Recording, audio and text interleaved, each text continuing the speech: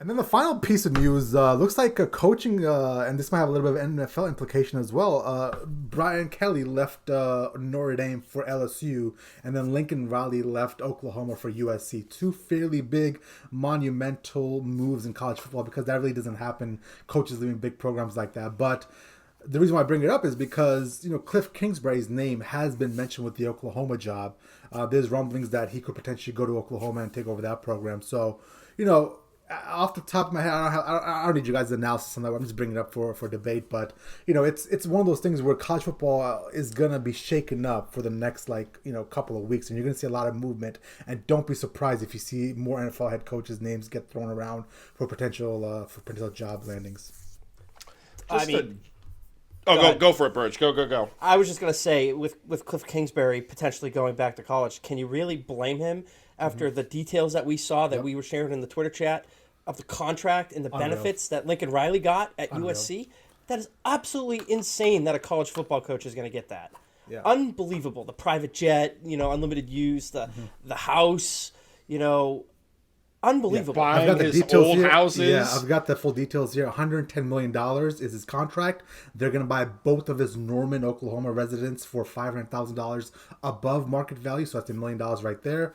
They're going to buy him a $6 million house in LA, and then they're going to give him 24/7 access and unlimited use of the private jet. So, all in all, over his $100 million, he still has another $10 million worth of perks coming his way.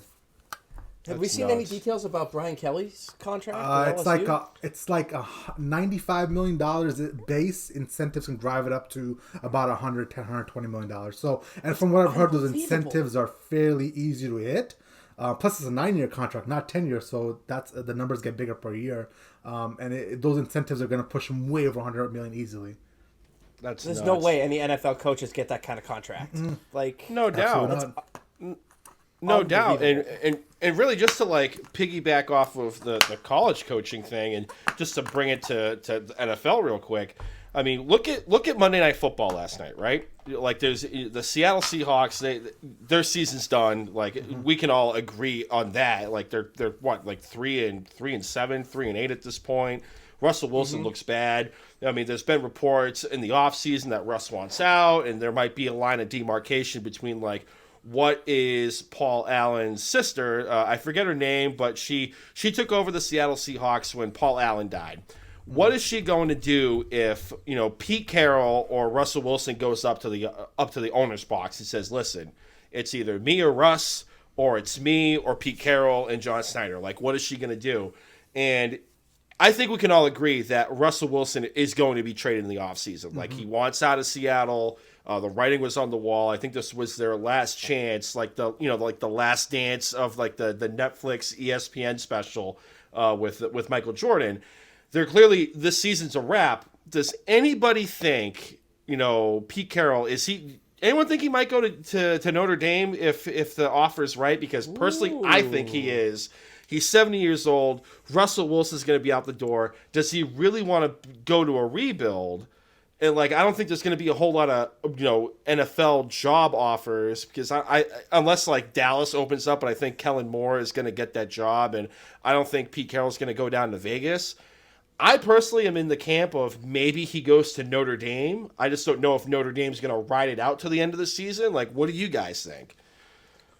I think go ahead, George. Go ahead. I was just going to say, Pete Carroll being 70 years old. I mean, if you're trying to build a program, do you really want to start over building a program with a guy who's 70 years old? And not trying to be an ageism guy here, but I mean, just think about it.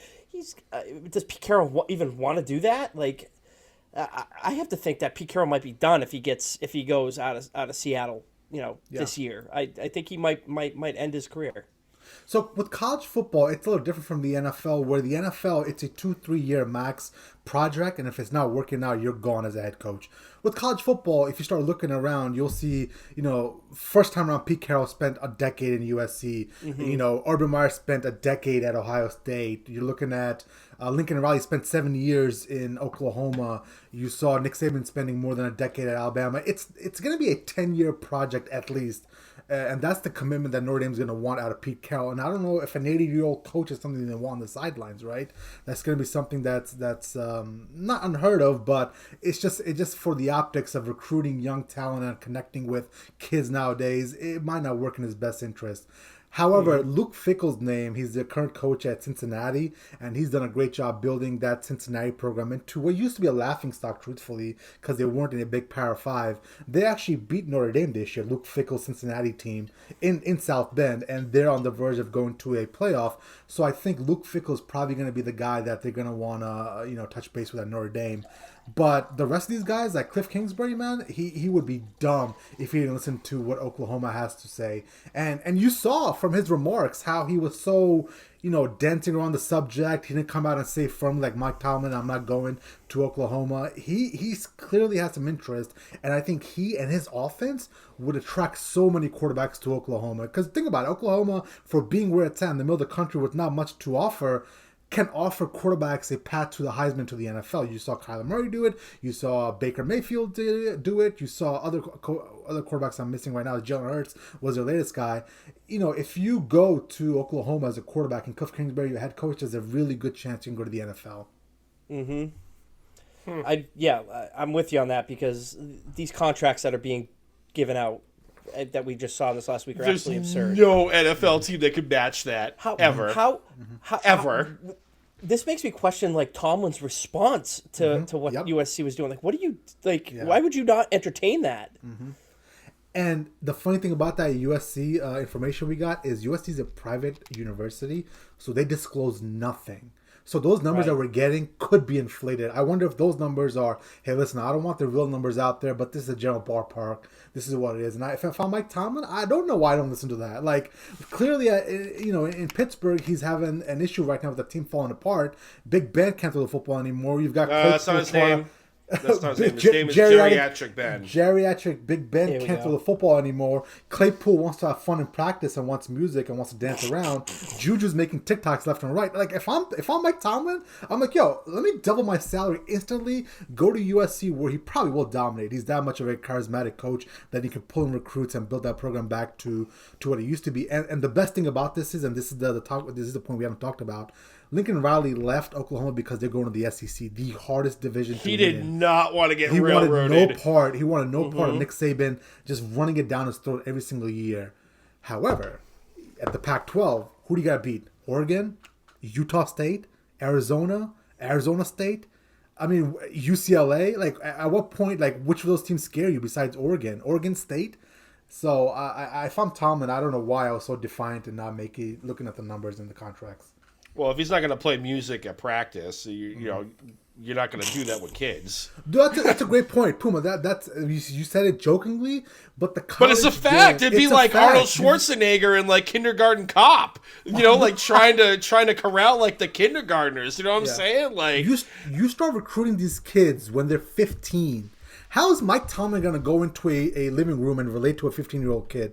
He probably can't. Jay Chima, I'm here to recruit you for USC, and I just want to say we want volunteers, not hostages. Exactly. And listen, I love Mike Tomlin. You get the best quotes out of him.